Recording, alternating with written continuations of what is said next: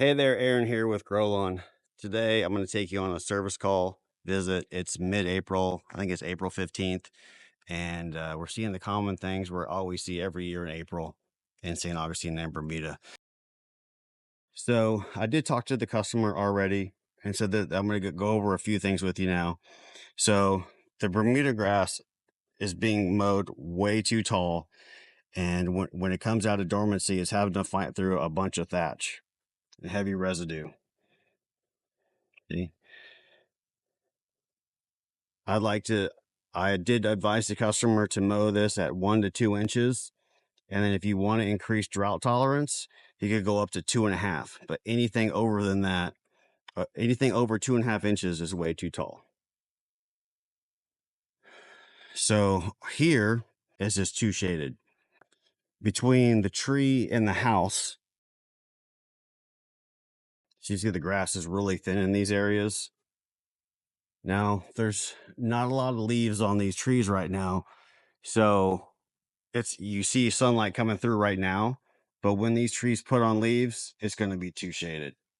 So we did talk about planting St. Augustine in this area, and that's only going to work for a period of time because eventually these bald cypress are going to get big enough to where you won't be able to grow grass at all.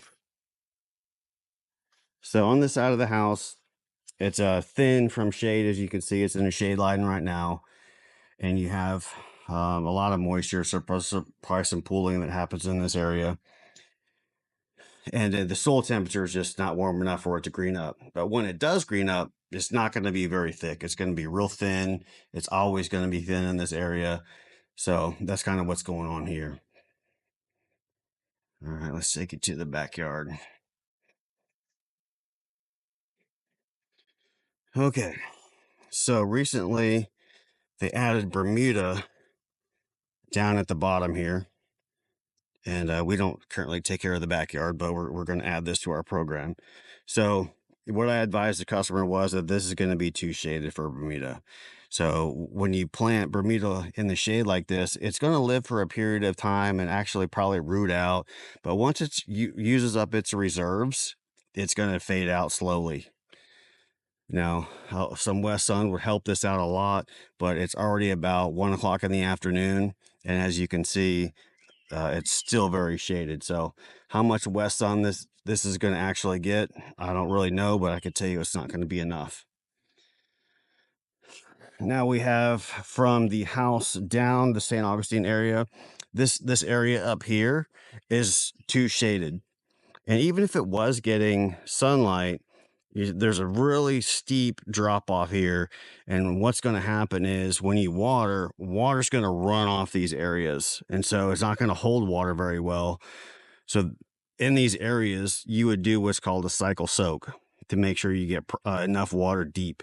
So you would water to the point of runoff, stop, water again 10-15 minutes later, and do that 3 or 4 times, whatever you need to do to make sure that the water's not completely running off these areas. But water's not the problem here, it's shade. So in this area, it does look like that there's enough sunlight for you to be able to grow St. Augustine in this middle area. But the bad news is they have some Nigrospora Stolon Rot, some take-all root rot, and then the mother of all diseases, St. Augustine decline. I'll put a picture of what St. Augustine decline looks like right here. Here's a picture of what Nigrospora Stolon Rot looks like.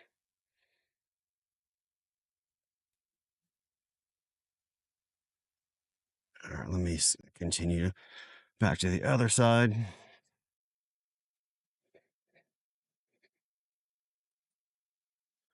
And all this yellowing is from all those 3 diseases I just mentioned. And this is where I spotted the St. Augustine decline.